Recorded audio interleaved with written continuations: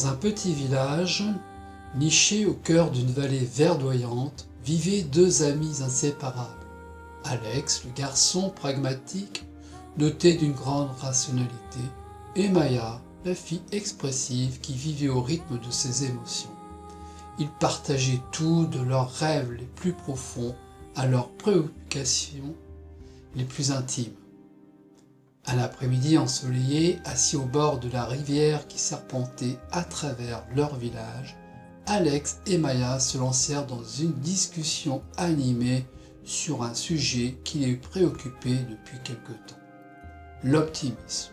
Ils étaient tombés sur un texte intitulé « Être optimiste et le choix d'optimiser sa vie pour le mieux ».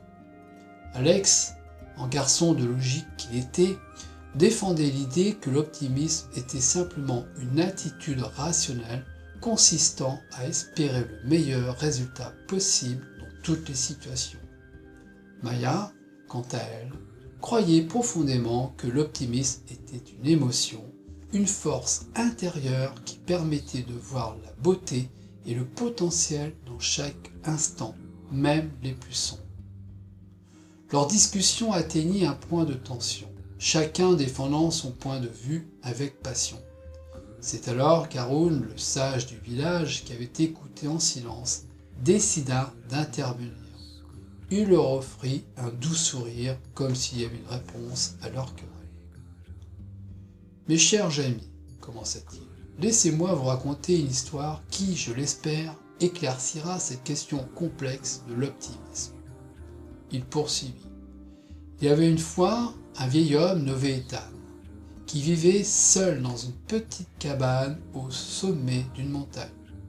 Ethan était connu pour sa sagesse et sa paix intérieure. Un jour, un voyageur épuisé gravit la montagne pour rencontrer Ethan. Il lui demanda « Vieux sage, quelle est la clé du bonheur et de l'optimisme dans la vie ?» Haroun prit une pause dramatique puis continua. Ethan sourit et lui tendit une cuillère en bois. Il dit au voyageur « Je vais te donner une mission. Prends cette cuillère et va puiser de l'eau dans la rivière qui coule en contrebas. Remplis cette cabane de la rivière avec cette cuillère en bois, mais il y a une condition.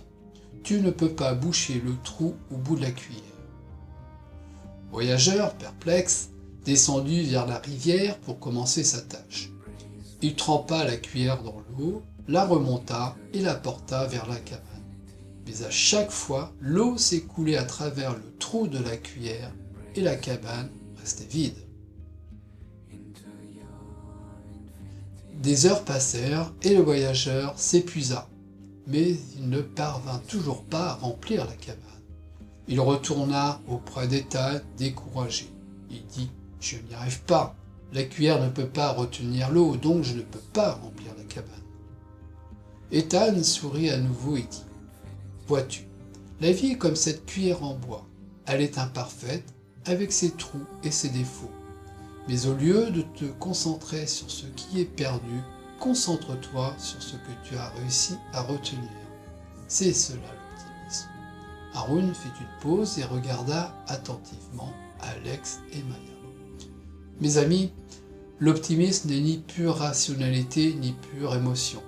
C'est la capacité à voir la beauté dans l'imperfection, à tirer le meilleur parti de chaque situation, même lorsque la vie a ses trous. Vous avez tous les deux raison. L'optimisme, c'est l'art d'optimiser votre vie en combinaison la raison d'Alex avec la passion de Maya.